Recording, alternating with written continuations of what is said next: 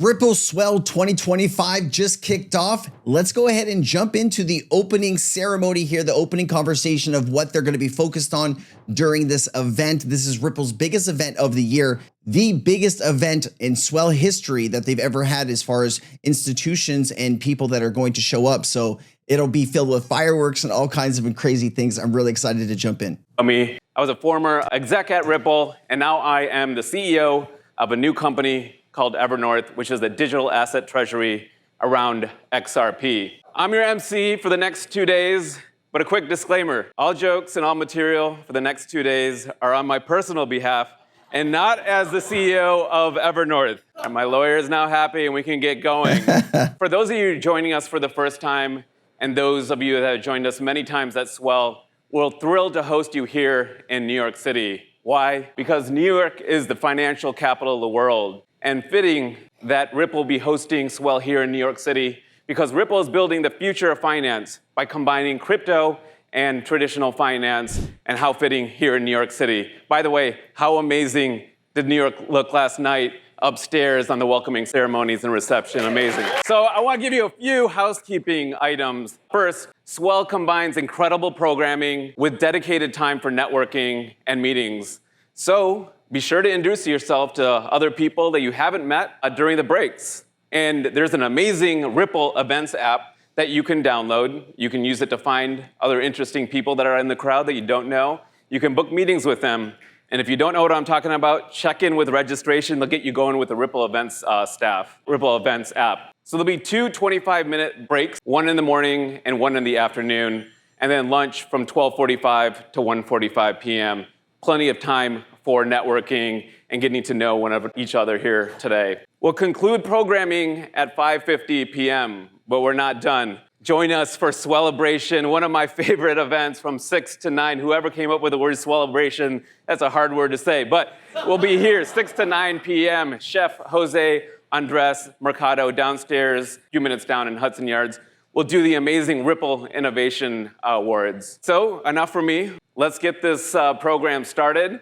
First up in the morning, we have Ripple's president and my longtime friend, Monica Long. Monica will take the stage for Swell's opening remarks before being joined by NASDAQ's chair and CEO, Adena Friedman, for our morning's first keynote. So it's over to you, Monica. Let's go. All right.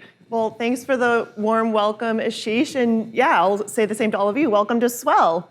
Thanks for being here. This is our 9th annual conference that brings together the businesses who are leading the way in modernizing our financial system. That's all of you. Thank you for being here. So it is the year 2025, and it's happening. Ripple was founded in 2012, and back in those days, people weren't talking about Wen Moon or Lambos. The industry actually started from this really grand ambition, a really noble ambition to co-create an internet of value. This is a picture of our CEO, Brad Garlinghouse, and co-founder and executive chairman, Cas Laurens. Haven't aged a day. But back in 2012, 2013, Chris painted this really inspirational vision for a future in which we could represent anything of value, be it money or bonds, equities, property, or art on blockchain, and then move that tokenized value anywhere, anytime, very efficiently, instantly, and inexpensively. This is the Internet of Value vision. And here we are more than 10 years later, and we can feel it. There's palpable momentum in realizing this vision today. So why now? Why the acceleration and utility this year in particular? The long pole in the tent for blockchain realizing that vision has always been regulatory clarity, and the clouds have been parting. First, it happened in places like Singapore, Dubai, and Europe. And then very importantly, this year in the US, we made a big stride with the Genius Act. So I think the industry's long recognized the benefits of blockchain and digital assets as tools to improve upon the inefficiencies in the system. And now with this clarity, we can move forward implementing the technology in a way that's regulated and safe. Really quickly, what Monica Long is saying here is that what was holding back the crypto industry for all of those years was the lack of regulation around the world. Institutions were not sure what they could or couldn't do with the technology, so they just stayed away from it. Now that regulation has been a key talking point for all of these government and cities and states around the world and jurisdictions, now we can push forward, and now the technology can be adopted and used on the largest scales through institutions. So I say it's happening, but what's actually happening? The story you've been hearing, the poster child of 2025 blockchain, has been stablecoin payments. Yep. So far in 2025, stablecoin transaction volume has reached up to nearly $3 trillion, which is a 90% almost year-on-year lift. So what's happening here? What's the story?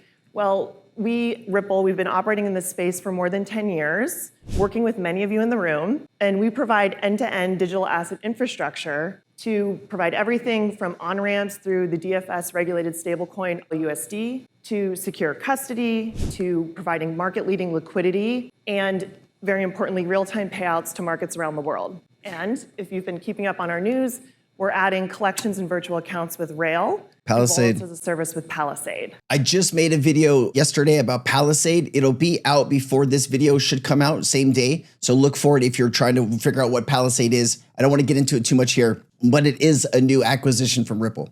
We have this experience. We'll talk about what's actually happening in the Internet of Value coming to life through telling some of your stories. We'll start with Brasa Bank and Zand Bank, who are leading innovators in Brazil and the UAE, respectively. Their mission is to provide best-in-class payments for their clients, who are remitters, traders, SMEs. But for them, expanding into critical high-demand markets like the US can be really cumbersome. Opening a major corridor can take at least a few months. It requires dedicated local presence and expertise, and it consumes valuable time and capital. Even after they get those accounts set up, the best experience that they can provide to their customers is payments that settle in 3 to 5 days, are subject to cutoff windows, and often get stuck, limited visibility into the problem or solution. So after onboarding with us, they were able to unlock new corridors, including real-time payments into the US in just days, not months, and without the heavy lifting. Really quickly, in just days. The cool thing here is depending how complicated the problem Ripple has to come in and solve, if it's not too complicated, they can really get people set up within days and weeks of them making that initial phone call, asking for help, calling Ripple saying, hey, we want to set up maybe some stablecoin solutions or, some type of payment solutions or custody, whatever it is. If it's not like a Citibank or HSBC or Bank of America, they can go in there pretty easily and make some adjustments, bring in their technology and have that bank up and running very, very quickly. And that is the selling point here. When you're talking about a new technology and a financial institution evolving and bringing in a new technology and integrating into that current stack that that bank currently has, those usually take 6, 12, even 18 months. They could take years depending how complicated it is. And this is what Ripple is able to come in and do. Plug and play will get you set up and you can start rocking and rolling. And I think that's very powerful. Providing that real-time stablecoin fiat payout capability in more than 50 markets and counting. So in fact, our next steps are with Brasa, we'll help them expand payouts into Europe, and Zand payouts into South Africa, Brazil, Turkey, and China. Wow. And this benefit that we're talking about of faster, streamlined access to real-time money movement in more global markets is also resonating with corporate treasurers. Imagine that. It's a hard job. They have to make sure funds are where they need to be,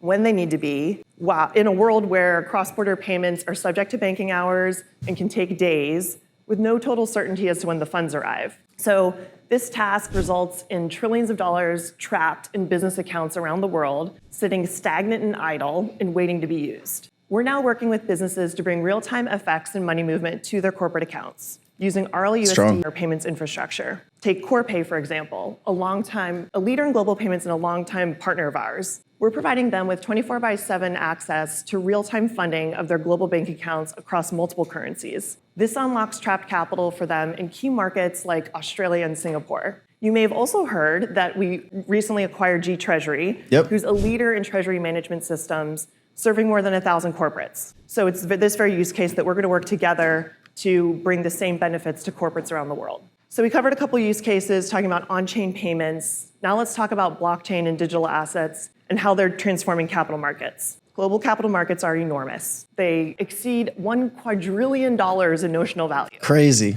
But they're burdened by a host of inefficiencies in post-trade clearing and settlement and collateral management. That's just to name a few, there's more. But by transitioning to posting collateral as stablecoins on-chain, financial institutions can mobilize that collateral 24/7 instantly to make that capital then work harder for them. We're working with DBS, who's been a longtime client of Ripple Custody, on exactly this. They're recognizing Franklin Templeton's direct issuance money market fund called the Benji as good collateral. So that means that investors can then utilize the token in repo transactions to generate short-term cash liquidity real-time, 24/7. And it's this use case, we're bringing real-time, always-on collateral mobility to more financial institutions via Ripple Prime, which serves more than 300 FIs and clears more than $3 trillion post-trade annually. Remember, Ripple Prime was renamed from Hidden Road equals Ripple Prime. So I hope that kind of paints the picture for you of what's actually happening out there and why we're so excited to see the Internet of Value